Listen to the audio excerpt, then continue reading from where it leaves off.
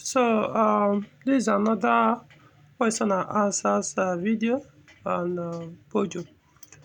On my YouTube channel. So today is 26th of April 2023.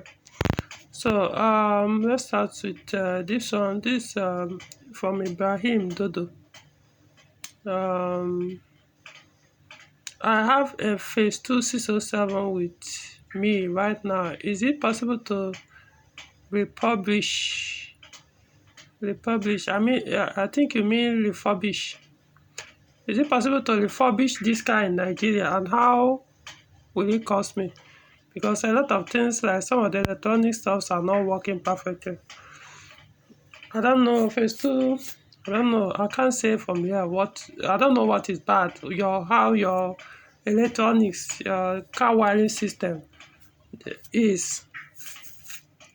Is it abused, which most appears likely, because if a lot of gadgets and electronic system on that car are not working, then I will assume the car is abused. So I can't tell you from here what the problem is or what it will cost. So there's nothing I can do from here. All I tell people is 607 phase 2 is not a car for people that cannot maintain it or can't avoid abuse on Peugeot vehicles, especially the electricals. So that's the best thing I can say here. Moving on.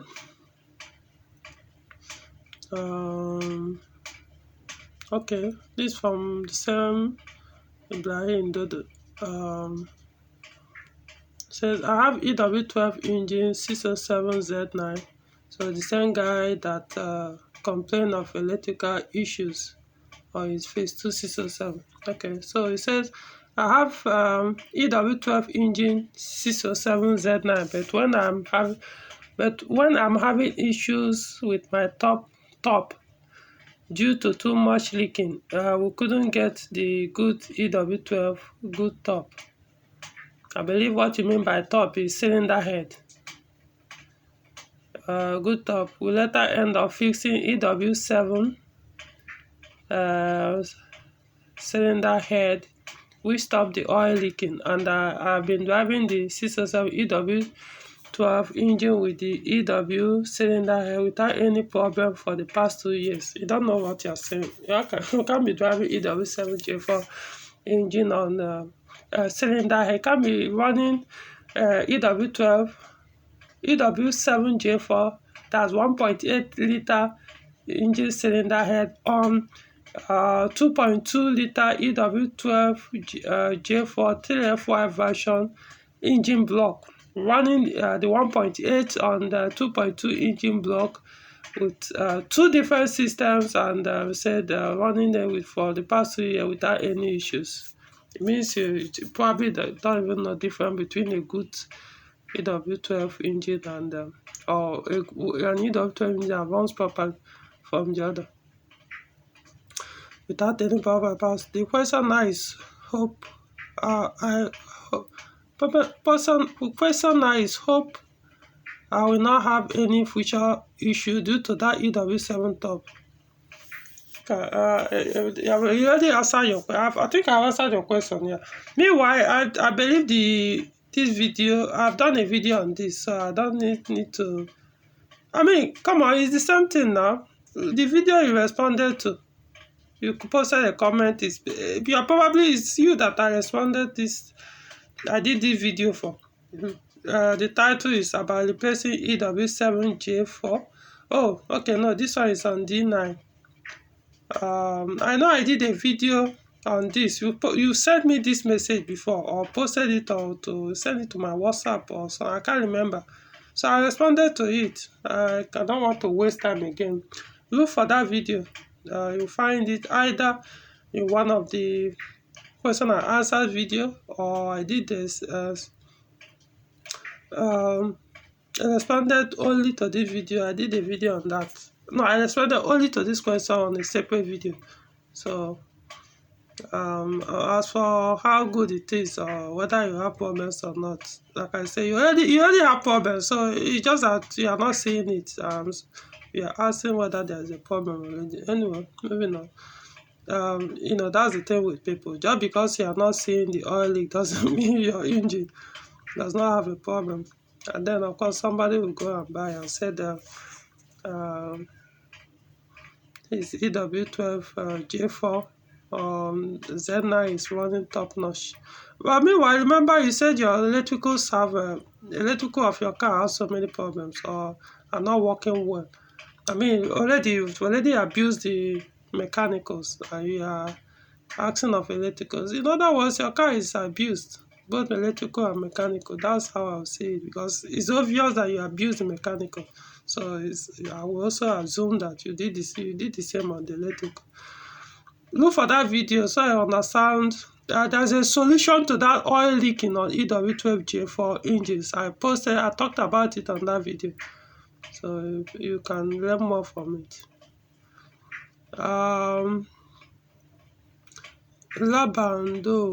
Labando, he says, seriously, it doesn't really get people vehicles concerning the cooling system. I read my 406 manual 6 times, coupled with engineering videos. I can score my understanding with Peugeot 45 to 65%. I can see it's wrong or useless.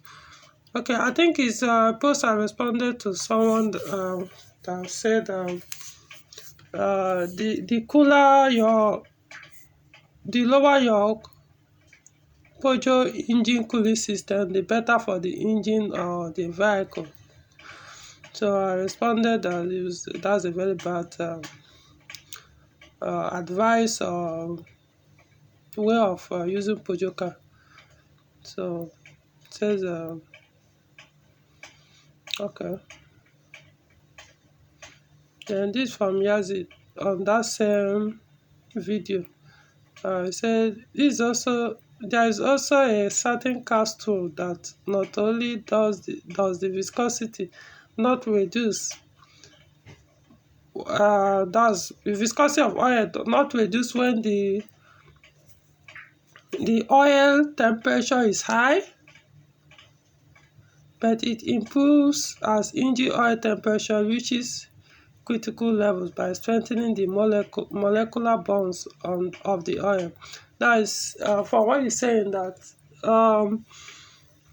the higher the coolant temperature, there's a particular castle oil that even the oil, there's a molecule in the oil that will improve. It makes it that, in other words, in a simpler way, it just makes the oil works better in the engine or protect the engine better, So sometimes there are some people, it just takes an experience to learn things or read more on certain things, so that I call it a beer parlor statements or beer parlor knowledge on vehicles or Peugeot to be specific. These are some of the things people who probably are drinking out of reality. They'll be saying certain things, making some statements that for a fact that if you're actually back in the world, that those things makes no sense scientifically. Okay, moving on. There's one I did not click. This one is not what responding to.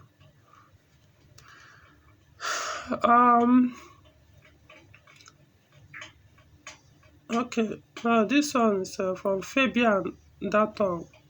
He said, hello Ikenna, there was a time you said you would do a video on why water do come out of the exhaust. Because there is a general notion that if water comes out of your exhaust, it means you have a sound engine. But on the other hand, you said on the contrary. Thank you. Of course, I don't remember when I said I would do a separate video on that, but I know it's almost every discussion or post or whatever that that topic comes up. I always point it out that is a bad it's not more like an idea. It's just a belief in Nigeria that once you start your car and it's bringing out steam, Um, no, no more, not more. Yeah, steam from the exhaust. Even water. As in, what I mean water, I mean depending on how what I'm going to talk about is it means oh you have a sound engine. That is very wrong. Let me give you an example. If I didn't even, you see, I learned it from experience, not even a matter of reading up what science says about it. So when I got my 505 2010, of course I took the delivery in January 2011, and the car had injection issues, and for months it had injection issues. Doing all kinds of. I mean, if I start listing out here, you guys will probably you sleep off on this video. So, but the point is, you see, you had a severe injection issue, blast smoke, this, that, all these kind of things. So all those why I didn't note, I didn't observe. I wasn't looking out for it, but I didn't observe starting the car and water will be coming out of the zone. It never happened. It never happened for those months. I mean, I'm talking about 8 months or thereabouts from that January 2011. So this water or steam coming out of the exhaust or water never happened until I fixed the problem. When did I fix that problem? I think it was around September or so that I was able to solve that, or maybe a little bit beyond that. I know it was towards the end of 2011 that I was able to solve that injection issue. Yeah, it took months. Maybe I think I will do a video on this so that people understand my journey with that 505 basis. So I was able to solve the problem. Then I started to observe that too. That was the first time it caught my attention. Oh, so I mean, so this thing actually, I do see it on other car, but I never, when I was trying to solve my own car issue, I wasn't seeing it. I wasn't even thinking of why is it happening or not. When you have a car issue, that should be the least of your worry. But I do know it has never happened. It didn't come up. So when I now fix that, because when I mean injection issue, it means too much fuel entering the combustion chamber, puffing out smoke and all that. So it didn't matter how cold the weather was at that time. Nothing happened until I fixed the problem. The very first morning I started the car, because I fixed that problem at night. It was at night up to, I think, I started the work, it was on Saturday, pulled out the entire engine wire, started fixing all the problems, the one wiring connection on it. By the time I finished, it was around 11 p.m. or 12 a.m. at night. So the next morning, when I started the car, I was excitedly so that I could drive and all that. I think it was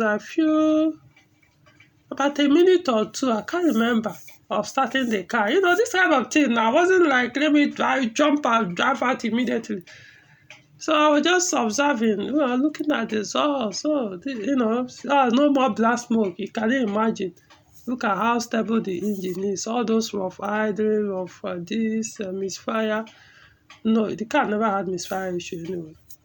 But all those things, they've all gone. All of a sudden, here is this steam coming out. The entire tail of that opening at the exhaust pipe changed to white almost. You know how it is. And of course, not like pure white. It just change. You know how the fridge can be when you open fridge. How do I explain it? Something like that. It just change as if it's kind of eyes formed like around that opening pipe, whitish color. Then steam started coming out. For the first time, it was the very first time I saw it on that car. After the very first morning I started the car, very early in the morning, started the car after I fixed the problem. Now, why am I telling you all these things? It's about like two things. How good the the fuel mixture is. Before, the fuel mixture was very bad. Remember, fuel mixture has nothing to do with the engine. It's your system, it's your carburetor, it's your what's it called? Your ECU, your other components, electrical components that works with the engine, ECU or the engine. That all these things determine the fuel mixture. Now, even the carburetor engine, it's not just carburetor, even your ignition system, your distributor, all those things, your coil, your point, what's it called? Counterpoint, condenser, what's the name of this distributor? Magneto. It all depends on whichever one you are using. All these things, not just carburetor, they determine the fuel. Then your cooling system as well. They all contribute. How the fuel mixture of your car at cold start. So you've learned the lesson. Now the lesson here is it didn't matter all those other time when the weather was cold and I was starting the car for the first time. That I call it cold start. First time you are starting the car when the engine is cold, maybe every morning or in the afternoon after you didn't use the car for a very long time. But just know the cold starts. How does the exhaust behaves at cold start. So it didn't work with high fuel consumption, excessive fuel consumption, or bad mixture of fuel, or what's it called?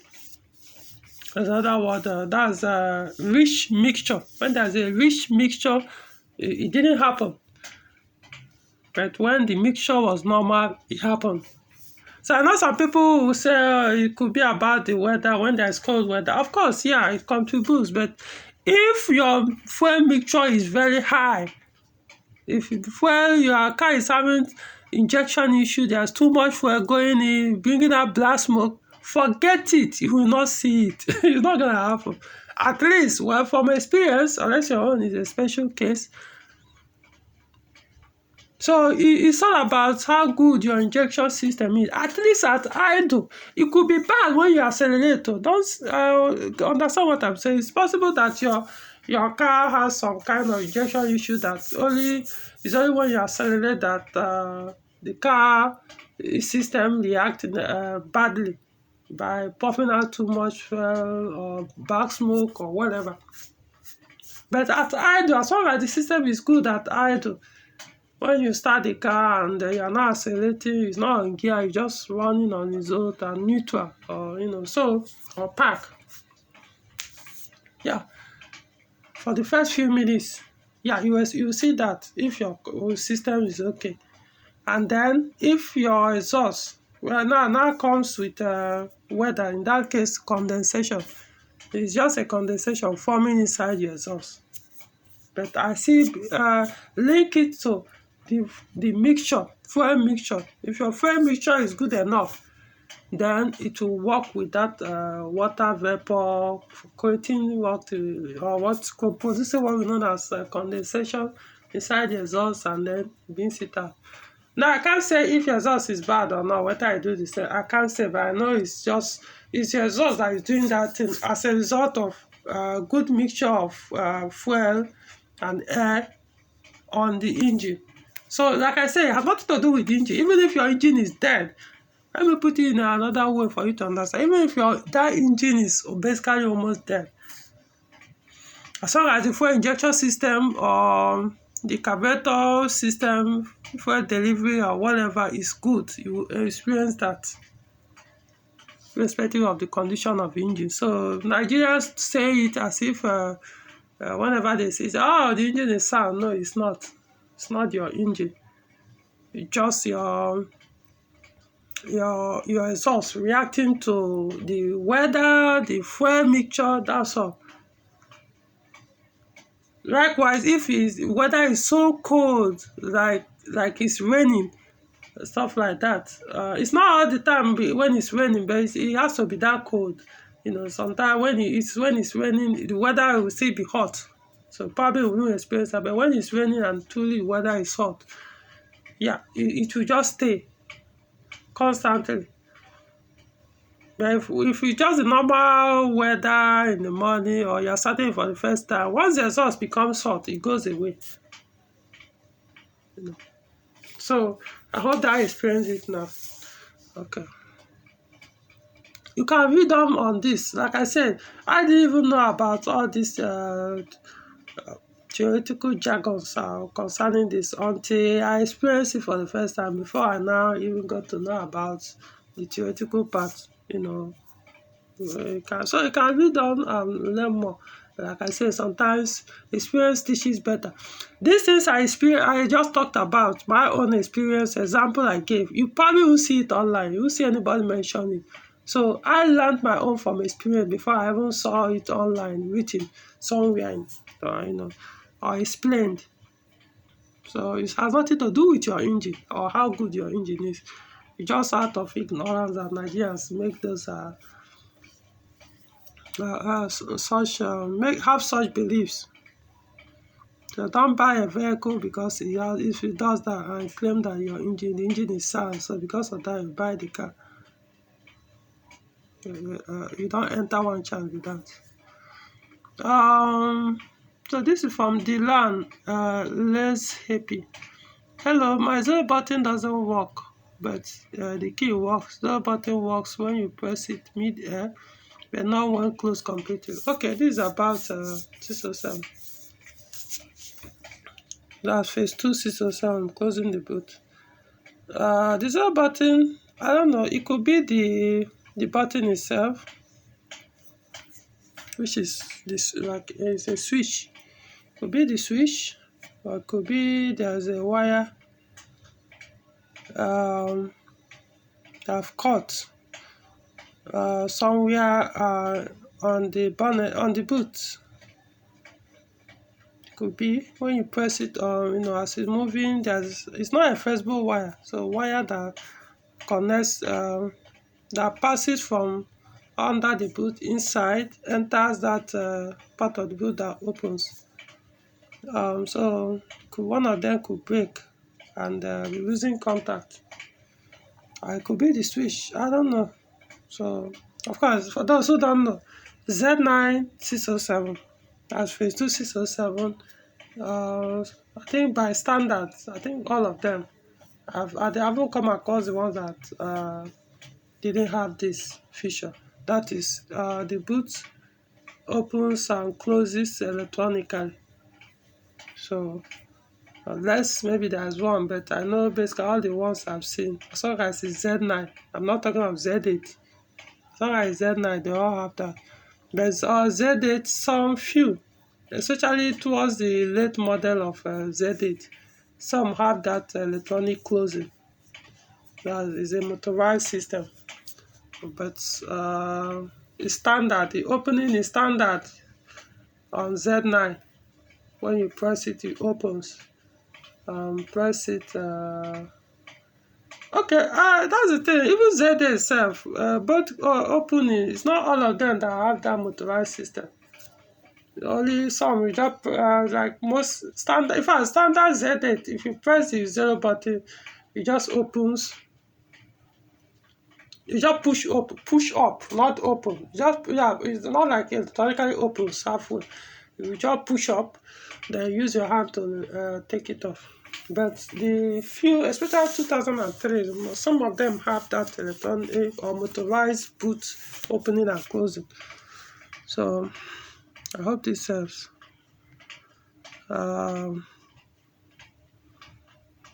This Humphrey Ilusota. Boss, where in Nigeria can I get OEM oil filter for 407 EW10A engine? I used to buy in store, bulk and sell. Mine has finished. There was time I was even importing from outside Nigeria. Sometimes I'll also order from Pan, Kaduna, and sell. So you can get from Pan, Kaduna. I hope they will have. For now, the ones I just do is for my own cars. I just buy and stock for my own cars. So I don't know. Mine don't. I don't have any engine yet that use that type of filter in EW10A. Hopefully soon. I'm not saying for have EW10A. I'm saying I'm looking towards getting or having a Peugeot vehicle that use that filter. So I can say. I think there's a response to it. Okay, none. Okay, I don't know. Okay, same thing. How can I contact you? This I've talked about it. My contact is always on my videos and video description or comment section pinned. This one Cabotai. So, which of the lines did you finally choose for the road trip? 406 or 407? And may I ask why? Was it a tough choice? Okay, this I think a post I made concerning choosing between 406 and 407 to do a road trip with last December. Okay, I later decided to go for 407, use 407. Now, why did I make that choice? First, I was like, I didn't know which one to use. I was just contemplating which one. Days were coming, getting close by the day I set out for the journey. And so what I did was, I said, okay, you know what? Let me look at the condition on the cars. I checked, and but we are basically okay for the journey. I also later included the 607 on the on the list of any of the three. So I now had like three to choose from. So at a point, I kind of started looking towards the 607. I said, okay, the other two are in the condition to travel, so I don't need to do any repairs or anything. But the 607 needed some things to be dealt with, like I remember, I think I changed the engine oil, did something, few things. I forgotten, change the boot issue, that motorized boot, that thing we call is it damper? We call shocks for the boot. Change them. I did some things, repairs on the 607, just to keep it ready. And in fact, I was actually looking at using that one. Only for me to, I think it was a day before the journey. It just hit me. My 406 and 607. I don't remember the last time I changed the rear brake pads. Because it's always the front. Because the rear ones, most times they don't wear out with the front one. So it's always the front I always look at. Considering my driving style, especially when I'm on front drive. My driving style generally, I always push hard, brake hard sometimes, or most times. So that's because of that. I always check the front part. So I was like, what are the conditions? Because I know I didn't bother to check the 407 because I know the 407. I just did brake part replacement, like not like a day or two, but I know it was just within maybe a few weeks before that December. So I wasn't bothering to check those ones. But these other two, I didn't go to check my diary. I always write them, but I have not checked the rear parts for a long time. So I went and checked, and wow. Both 407, 406 and 607, one of the parts on the rear wheels have eaten deep, as in it was just little. The other, funny enough, the other three looks okay. There are four. Now each vehicle, just about one or two, or I could say, have gone deep. To the point that if I were using the two in the town throughout that month, December, even January, or even February, nothing could probably happen. Of course, it's no longer good that I'm supposed to change. But like I said, it's not like it's going to eat and start doing metal to metal. But if I'm taking the vehicle to a journey where you know that most of the time I'll be pressing the brake pedal, you're on highway all the time, it's not like one thing about Nigeria highways, it's not that you stay constantly on a higher speed for more than 10 minutes. It can be difficult to maintain a particular speed up to 10 minutes on Nigeria highway. Unless, I don't even know which of them I could say. So you're always braking the car, mostly very hard. So I know if I use any of that at that time, probably if I get to my destination, that particular, one of those two parts probably will get that bad that it will eat up, start touching the disc, metal to metal. I made an attempt, and unfortunately the markets have closed. This was a day before the trip. Let's assume I was supposed, when did I do that trip? I think it was on Tuesday. Tuesday was 20, I don't remember when, but I know, yeah, it was on Tuesday, because 27th was Monday, if I remember, I think 27th was Monday. So because of this sit at home that people do in the East, so I had to cancel it, leave it till Tuesday. So it was on Monday that I checked, and no market was open. So that 27th or 26th, markets were closed. So I couldn't get anywhere to get pie. But I was like, even if it's the 406 part I get, fine, the rear part. If it's the 607 rear part, fine. I was like, even if I don't have chance to change this parts, I will go with the new ones, travel with it. At least I hope that it will take me to the destination. At least then I will change them before coming back and do it at that place myself. Of course, I change brake pad myself when I have the time. So I couldn't find, all the markets were closed. I called my contact and I said no, it has to be after I think 29th or so before the markets will open.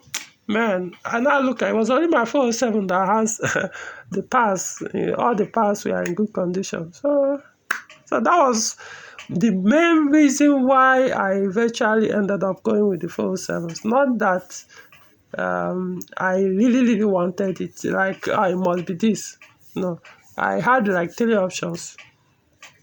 Eventually, circumstances now led to it has to be that one.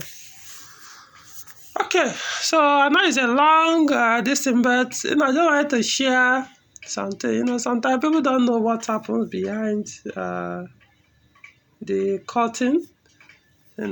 So at least now you know why I chose that car to do the trip with. This from Joseph Ephraim. Say, I would have decided based on my knowledge of the road condition, 406 for bad road, 407 for a better road, waiting for my consultancy fee. 406 for bad road, yeah, it makes sense. 407 for good road, yeah, that's the ideal thing, that's the ideal thing.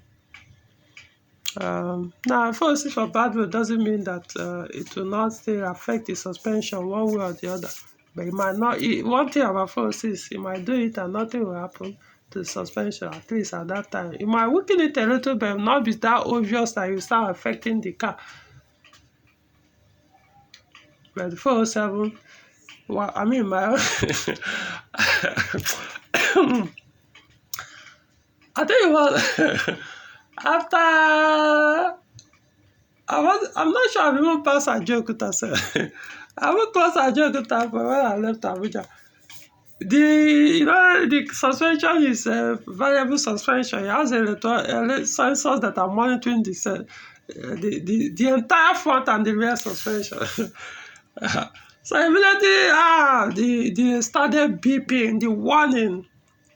It was obvious that the suspension has started, issues has come up.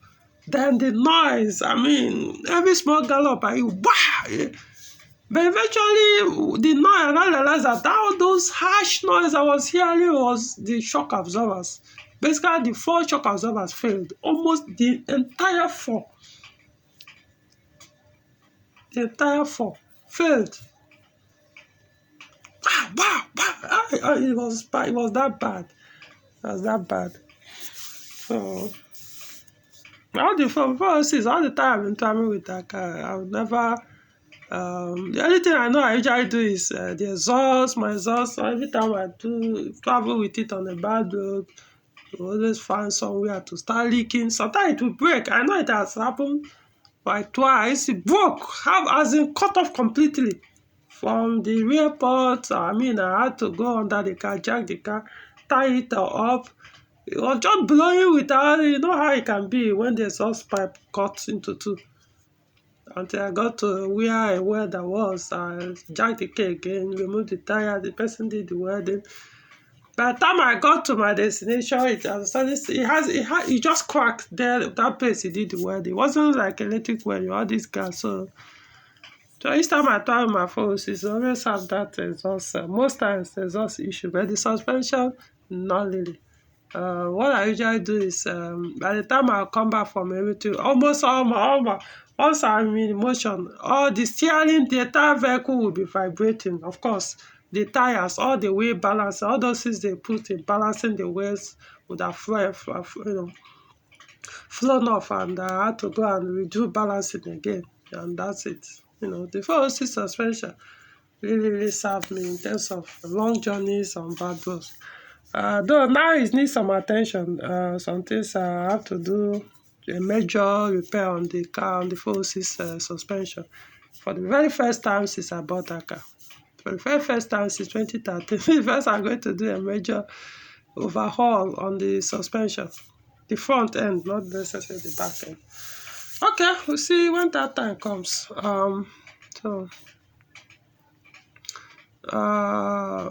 Okay, this is Donna Bello. He said, you are right. That noisy 407 will mess you in a deep potholes. If the road is flooded, 407 stands to suffocate and leave you with compressor bearing, radiator fan issues later. 406 is rugged and can assuredly pull through those conditions. Yes, 407 handles well, but definitely not in our Niger bad roads.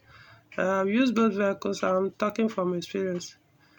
This thing people always say 406, 407, in terms of what's it called? The front end, that 407 is too low. Yeah, 407 front end is very low. Well, people always comparing foreign assembled, Nigerian assembled 406 with V6 406 foreign assemble. V6 406 V6, look at it, the stock one, the one that actually have this thing, they're actually low. They are low. The front end, they are low. 406, especially unless you go and tamper with the size of the rim or everything. You want to check the V6 and even EW12 with the stock rim and the tire. I'm not saying they are slow as 407, but I'm saying they're actually low. So if flood will enter 407 and damage your compressor, it will do the same to 406. Trust me. My 406 is actually low ever since I got the car to Kumbo. It's low. I mean, I know from the one, even before I changed the shock, first time ever since then, the bumper always, the other, which side, the rear, left front side always hit, whenever I was coming down or something, you always hit it somehow. That's quite, yeah, if you look at it, if anybody will see, you go and see it, there's a crack under that side. It has been like that since I got the car. Irrespective of how many shock absorbers I've replaced. How many? I think like second one or two, so I forgot it. So it's always been like that. So it's not correct to say that 406 if as long as the 406 no 406 car, they do have low ground clearance, just that not all of them. At least a little bit higher, but not as low as like that. So The other thing is you can get it up. 472, you can raise, you can increase the high ground clearance. Just when you start doing that, it might affect the performance of the car in terms of suspension or stability. Moving on.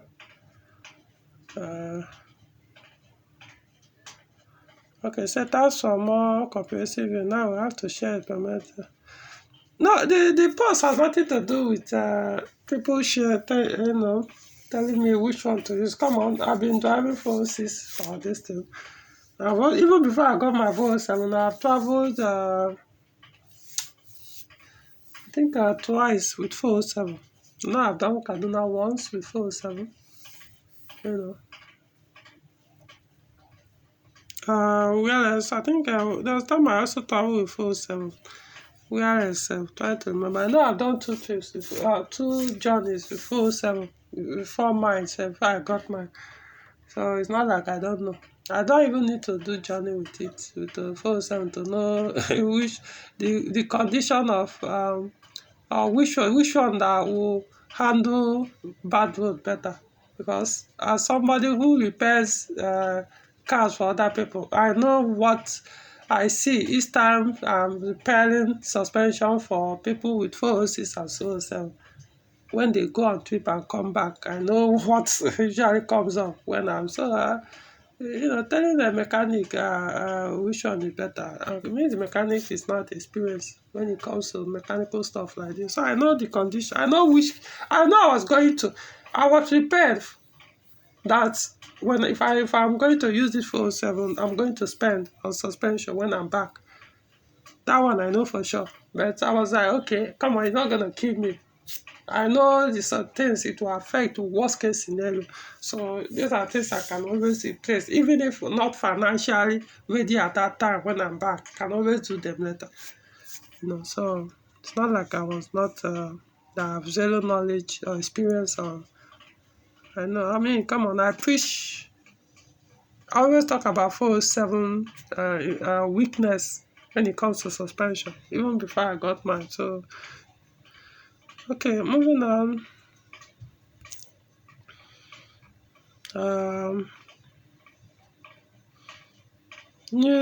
This one Andrew Lawn say 7 minutes talking about the radiator. Where the car? I don't know how old you are. I can spend 30 minutes or 1 hour talking about the radiator without showing you the car.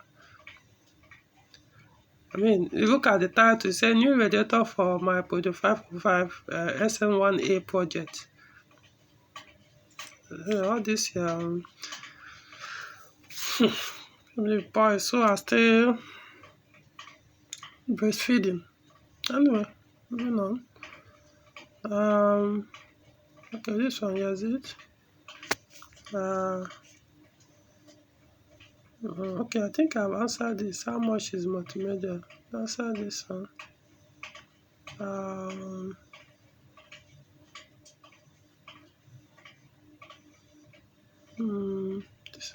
It's a random videos chance about. It said thanks a lot for the wire. For the wire was that affect the gear, I was able to solve the problem. The earth wire was supposed to be attached to the car body, but was attached to the engine. The situation became serious that I started seeing battery error too.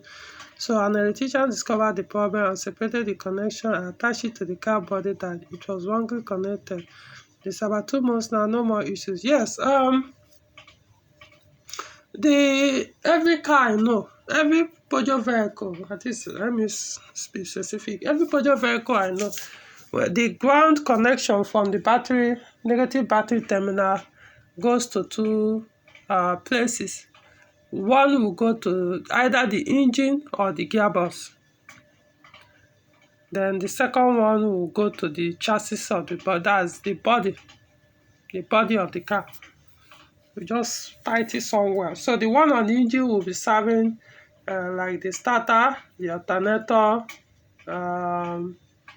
then depending on the wire, depending on the wiring harness or engine model, sometimes they also will bolt the negative from to power some solenoids. No, not just solenoid, just electrical components, sensors, and the rest that are attached on the engine. So you could see one ground wire that will be attached on body of the engine, and that one will be getting the feed from the negative cable that will come from the battery, one of the ones that comes from the battery to the engine or the gearbox.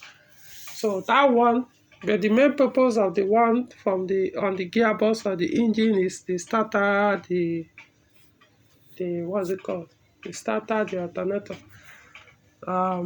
Is there another thing? Because know, so, but these are the main, at least the common components that one serves. Now the one that is attached on the body will now feed to both the fuse boxes, every other electronics on the vehicle, BSI, this and that. So now you understand. So most times mistake can be made sometimes, because people usually focus on the one on the gearbox of the engine.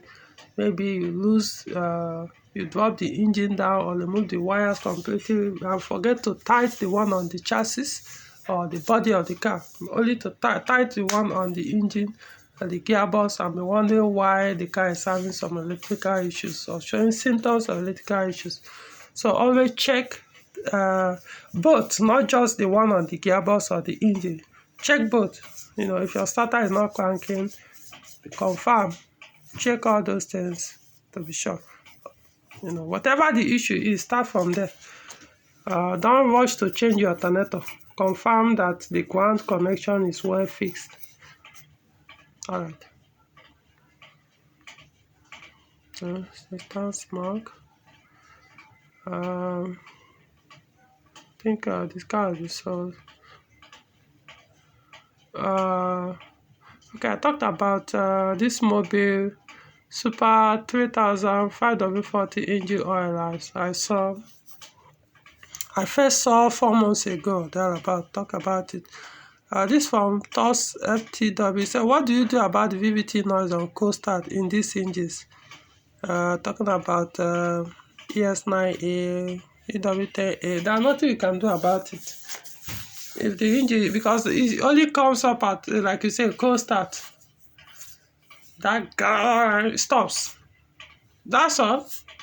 Doesn't affect the drivability of the car. Nothing. Doesn't affect the engine performance. It doesn't adversely affect the engine in any way. You only just make that sound when you first start the car, when the engine is cold, and goes away.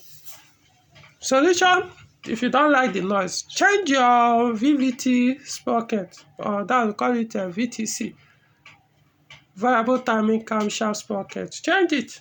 As far as these engines are concerned, ES engines, EW10A, EW7A, I don't know which other engines that do have that issue. Change the sprocket if you can find new one. For used one, don't waste your time, because out of 20 used ones you might see, only 2 or 3 or 1 or none might not have that noise, or may not produce that noise. So why gamble it if you have the time? Unless you are sure before they remove it from that engine that you confirm that it doesn't make that sound, go ahead. But be careful, you might end up introducing problem, trying to solve it. There's a seal there. Trying to remove it now, you start leaking oil, start going up and down. So I wouldn't bother with that thing. My ES engine in my 406 doesn't do that sound, but my ES engine in 407 and 607, they make that sound. Man, have I killed myself? I've been using them. I say it means nothing to me, because it doesn't affect anything concerning the power, the durability of the engine or anything. It's just the sprocket. So I can live with that. I believe anybody can. But if you have the money to throw away, hey, look for the sprocket if you can find it. That's the intake camshaft sprocket.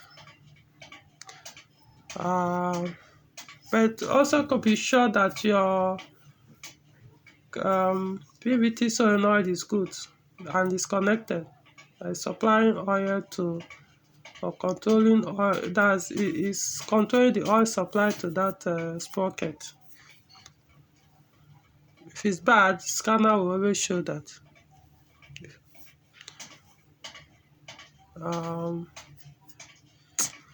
Okay, I'm going to stop this here, man. I think okay, let me just quickly this one is asking about repair kit. I don't know. Okay, probably I might keep it says Vincent Daniel, hello Kenna, does Peugeot 406 with 2.2 engine comes with automatic transmission? No. 406 EW2 406 that was produced with that 2.2 liter petrol engine, which is EW12J4. More like the sports version of 406. Of course, there is a V6 406 which is faster or more powerful. But you know, when it comes to sports cars, it's not just about power. You know, so they just did it more like the sports version of the 406. It's not the fastest, you know, but it's just fun. So it's pure manual, no automatic version. So if you want the automatic, you probably have to go for 407. So talking about automatic with that engine, 2.2 EW12J4. Remember the version of EW12J4 in 406 was the 3FZ version, the 158 HP or thereabout. Okay, so if you see anyone with automatic, run for your dear life. As far as 406 is concerned, EW12J4. Okay, stop here. Okay, I asked this question twice. So okay, so that makes it the end of this. I'm kind of tired now. It's almost 11 p.m. tonight. So okay, so let's see how it goes. I'll do another video some other time.